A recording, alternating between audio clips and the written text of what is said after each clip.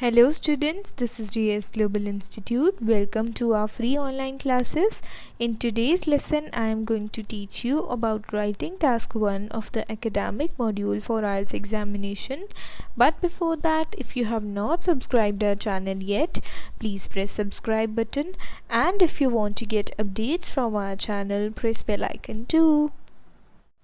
So students, जो पहली चीज़ है जो बहुत इम्पॉर्टेंट होती है किसी भी टास्क को अटेम्प्ट करने के लिए, that is to understand the questions demand और to give the task response.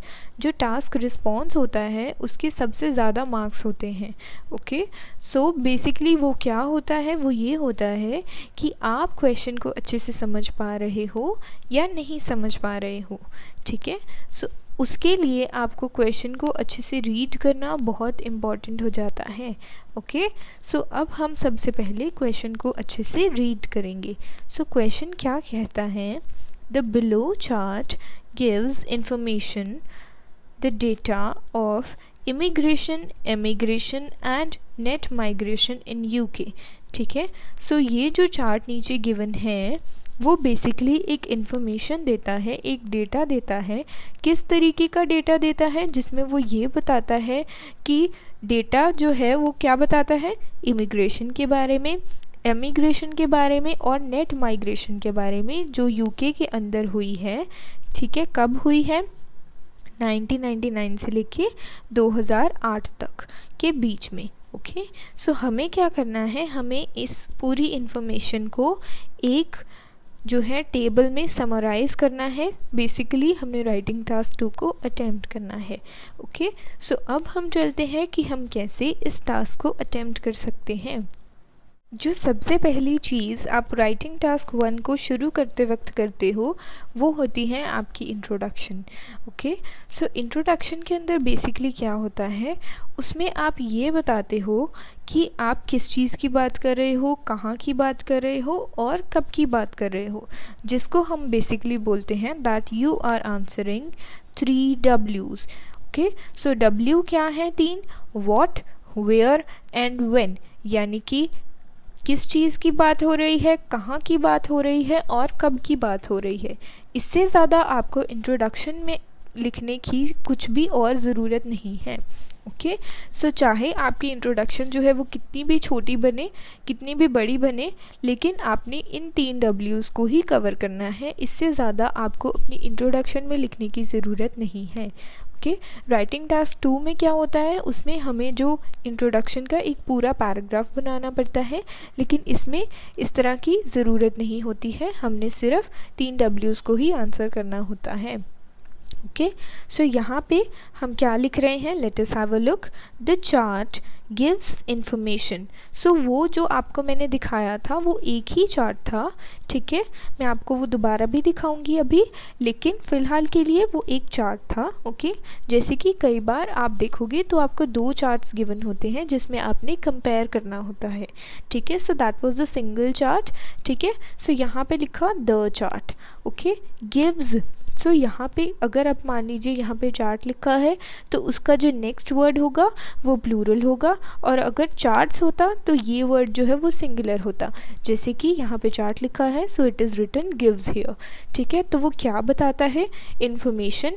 किस तरह की information? About UK immigration, emigration and net migration. So ये immigration, emigration and net migration जो है ये व्हाट के अंदर आ गए, वेयर के अंदर क्या आया, यूके की, इंग्लैंड की बात हो रही है, और व्हेन की बात क्या आई, बिटवीन 1999 एंड 2008. सो यहाँ पे इंट्रोडक्शन के अंदर हमने 3 W's को कवर कर लिया. ओके, सो अब हम चलते हैं हमारे ओवरऑल के ऊपर.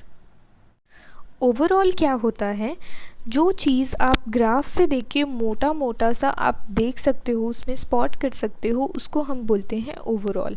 जब आप राइटिंग टास्क 1 को अटेम्प्ट कर रहे हो सो आपके पास 2 ऑप्शंस होती हैं.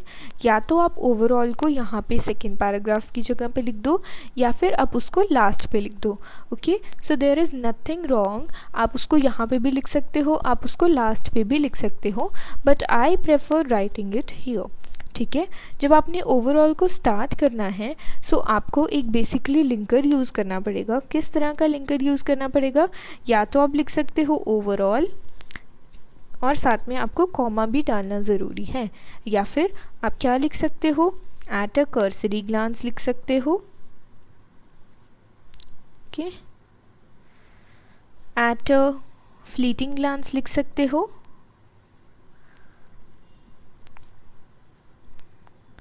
या फिर आप at a bird's eye view भी लिख सकते हो। ओके, सो इनमें से आप कुछ भी लिख सकते हो। ठीक है, सो अब हम चलते हैं हमारे चार्ट के ऊपर ये देखने के लिए कि आप उसमें से ओवरऑल क्या स्पॉट कर सकते हो। जब आप चार्ट को स्टार्ट कर रहे हो तो उसके यूनिट्स को ध्यान में रखना बहुत ज़रूरी होता है। जैसे कि अब आप यहाँ पे देखो तो यहाँ नीचे वाली जो एक्स एक्सिस है, यहाँ ये वाली जो लाइन है उसमें बेसिकली ईयर्स मेंशन किए गए हैं, उसकी टेंशन नहीं है।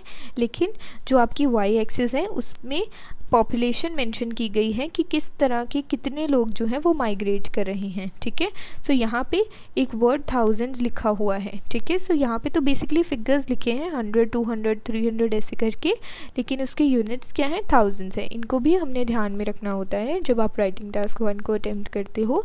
इसको अपने साथ में लेके चलना होता है जब भी आप कोई भी डेटा को मेंशन करते हो, तो इसलिए इसको ध्यान में रखना ज़रूरी है। ओके, सो अब आप ओवरऑल इस चार्ट में से क्या स्पॉट कर सकते हो कि जो इमिग्रेशन है वो ये वाली लाइन है, एमिग्रेशन जो है वो ये वाली लाइन है, और जो नेट माइग्रेशन है वो ये चार्ट गिवन है। सो बेसिकली ये एक ही चार्ट है, सो इसलिए हमने वहाँ पे द चार्ट लिखा था। ठीक है, सो अब यहाँ से स्पॉट क्या हो सकता है कि जो इमिग्रेशन है वो एमिग्रेशन से ज़्यादा है, लेकिन दोनों जो है वो रेज ही हो रही हैं।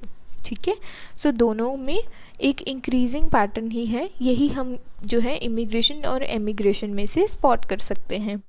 और अगर नेट माइग्रेशन की बात की जाए, नेट माइग्रेशन जो है वो बेसिकली यहाँ पे एक बार चार्ट है, तो उसके अंदर हम ओवरऑल क्या स्पॉट कर सकते हैं कि बाकी सारे ईयर्स में तो तकरीबन बराबर का ही डेटा चल रहा है, लेकिन ये जो 2 ईयर्स हैं 2004 और 2007, इसमें एक पीक वैल्यू हमें देखने को मिली है।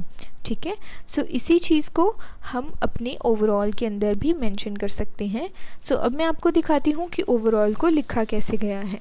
सो अब आप यहाँ पे देखो, so here it is written that both immigration and emigration, दोनों इमिग्रेशन और एमिग्रेशन जो हैं रेट्स, उनके जो रेट्स हैं रोज़ ओवर द पीरियड, वो पूरे पीरियड के दौरान जो भी ईयर्स मेंशन थे उनके दौरान जो है एक रोज़ उन्होंने शो किया है, यानी कि एक राइज शो किया है उन्होंने। This is basically second form used over here. ठीक है, क्योंकि वो पिछले डेटा की बात हो रही है तो हम यहाँ पे पास्ट टेंस को लेके चलेंगे, पिछली चीज़ को लेके चलेंगे। Okay, but the figures for the immigration were significantly higher, लेकिन जो इमिग्रेशन की फिगर्स थी वो एमिग्रेशन से सिग्निफिकेंटली हायर थे, बहुत ज़्यादा हाई थे। ओके, और नेट माइग्रेशन जो है वो पीक हुई 2004 में और 2007 के अंदर। ओके, सो यही चीज़ हमने ओवरऑल स्पॉट की थी, यही हमने यहाँ पे मेंशन कर दी। ओके, सो अब हम चलते हैं बाकी की डिटेल्स के ऊपर। ठीक है, सो बाकी की डिटेल्स में हमने क्या करना है, हमने बेसिकली जो है वहाँ स्पॉट करना है कि कहाँ पे हमें पीक्स दिखाई दे रही हैं, कहाँ पे वो एक चीज़ जो है वो पर्टिकुलर लेवल पे पहुँच गई है और कहाँ पे वो डिक्रीज़ हो गई है।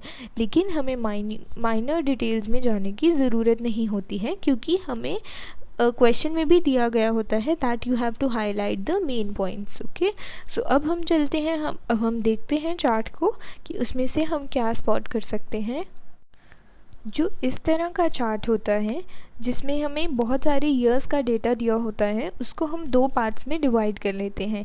जैसे कि हम इसको जो है 1999 से 2004 तक और 2004 से 2008 तक हम इसको डिवाइड कर लेंगे तीनों पार्ट्स के लिए।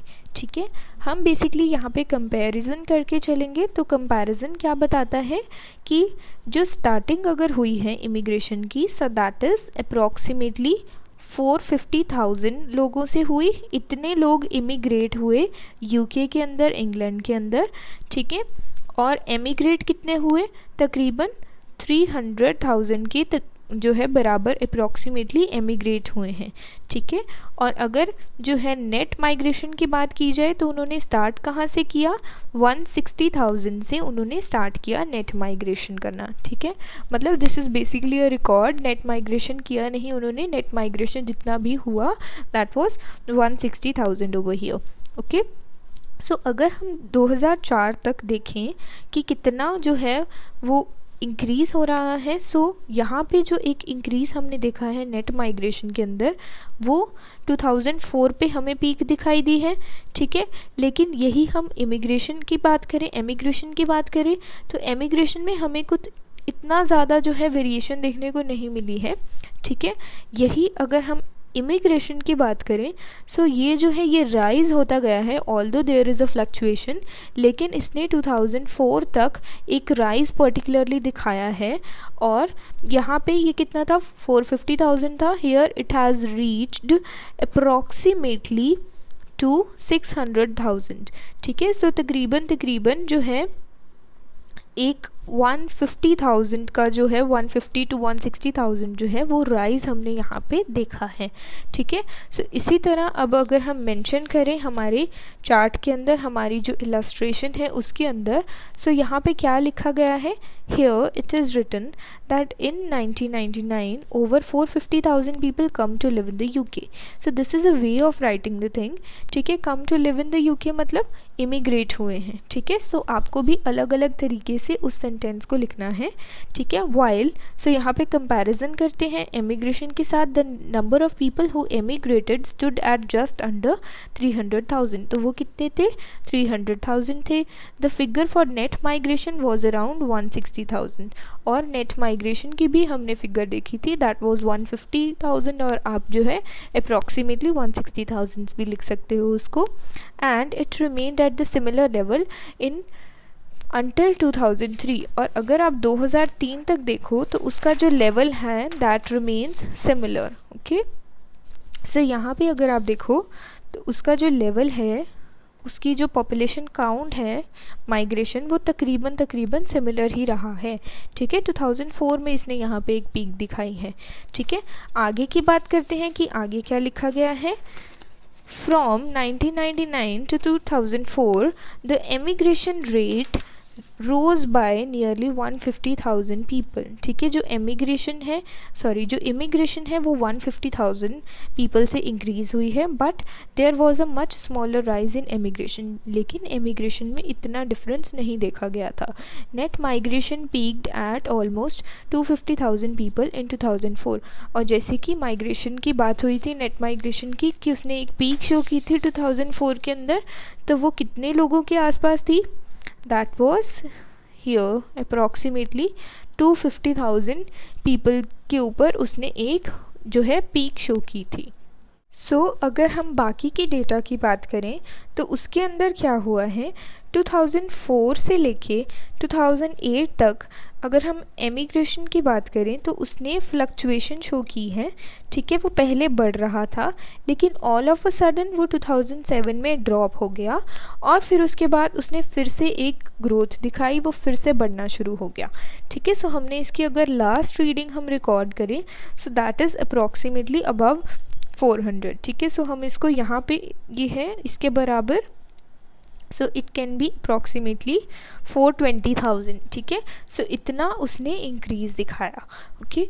यही अगर हम इमिग्रेशन की बात करें सो इमिग्रेशन ने चाहे उसके बाद फ्लक्चुएशन शो की है लेकिन वो इतना ज़्यादा ड्रॉप नहीं हुआ है जितना कि एमिग्रेशन ड्रॉप हुआ है, ओके। सो ये जो है इन दोनों की रिज़ल्ट की वजह से कि इमिग्रेशन जो है वो हाई रहा है और एमिग्रेशन जो है वो ड्रॉप हुआ है, एक पीक हमें दिखाई दी है 2007 के ऊपर फिर से, और उसके बाद फिर से एक ड्रॉप दिखाई दिया है नेट माइग्रेशन में 2008 के अंदर। इसी चीज़ को अगर हम रिप्रेजेंट करना चाहें तो हम उसको कैसे लिखेंगे, हियर इट इज़ रिटन कि 2004 के बाद क्या हुआ, जो रेट था इमिग्रेशन का वो हाई रहा as I mentioned earlier, but the number of people emigrating fluctuated, लेकिन एमिग्रेशन ने एक फ्लक्चुएशन शो की है, ठीक है। So this is again a way of writing. यहाँ पे मैं एमिग्रेशन नहीं लिख रही हूँ, ना ही मैं ये लिख रही हूँ कि कितने लोग जो है वो माइग्रेट हुए हैं USA. This is a variation of sentence use here that number of people emigrating fluctuated. Okay, so इस तरह आपको भी अलग अलग सेंटेंसेस यूज़ करने हैं, अलग अलग वैरायटी लानी है अपने सेंटेंसेस के अंदर। Emigration fail suddenly in 2007, emigration जो है वो 2007 के अंदर गिर गया, ठीक है। उसने एक ड्रॉप दिखाया था before peeking at about 420,000 people in 2008। फिर से उसने एक पीक दिखाई 2008 पे।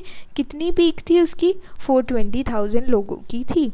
As a result, the net migration figures rose to around 240,000 in 2007। जो नेट माइग्रेशन है वो इंक्रीज़ हुई और 2007 में वो तकरीबन 240,000 के आसपास पहुंची, but fell back to around 160,000 in 2008। और 2008 में वो फिर से जो है 160,000 पे पहुंच गई। ये जो है हमने डाटा नहीं देखा था, सो यहाँ पे हम इसको स्पॉट कर सकते हैं कि ये लास्ट में जो है it has reached over here, ठीक है। So it is mentioned 160, yes it is 160। Okay, so यहाँ पे भी ये हाफ से थोड़ा सा ज़्यादा है। सो दिस इज़ 160 की लास्ट में ये 160,000 पे पहुँची थी, और जहाँ पे इसने पीक शो की थी दैट वाज अप्रॉक्सीमेटली जो है हाफ से थोड़ा सा कम है। So this is 240,000। Okay, so इस तरह से वेरिएशन इसने शो की है, ठीक है। So this is how you can summarise the data over here. एक चीज़ जो आपने राइटिंग टास्क 1 में ध्यान रखनी होती है कि आप फिगर्स को एज इट इज़ मेंशन नहीं कर सकते। जैसे जो आपका ग्राफ था that was a bit confusing, ठीक है, उसमें बहुत सारी फ्लक्चुएशंस थी। तो ज़रूरी नहीं है कि आपने सारी फ्लक्चुएशंस को हर एक छोटे छोटे पॉइंट को मेंशन करना है। अपनी जो मेन फीचर्स हैं, जहाँ पे पीक आ रही है, जहाँ पे ड्रॉप आ रहा है, उस पॉइंट को ले लेना है और उसी चीज़ को आपने विद रिस्पेक्ट टू करके अपने राइटिंग टास्क 1 को अटेम्प्ट कर लेना है। और ये भी ज़रूरी नहीं है कि आप हर एक फिगर के डेटा को लिखो कि कितनी वैल्यू है कितनी नहीं है, but the main thing is to check the variety of your sentences कि आप कितने तरीके से एक ही सेंटेंस को बार बार अलग अलग तरीके से उसको लिख पाते हो या नहीं लिख पाते हो। Okay students, so this is end of our today's lesson. I will see you in the next lesson. Till then, stay tuned to our channel, and if you liked our video, please press like button too. Thank you so much.